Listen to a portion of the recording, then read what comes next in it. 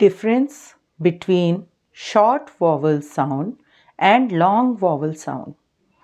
There are 5 vowels in English alphabets A, E, I, O, U, but they have 2 sounds, short vowel sound, long vowel sound. It means A. A has 2 sounds, short vowel sounds and long vowel sounds. For example, short vowel sound of A is A and long vowel sound of A is A. It's a original letter sound.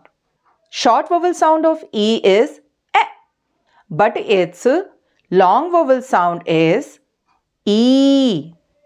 E is original sound of this letter. Short vowel sound of I is E, but long vowel sound of I is I.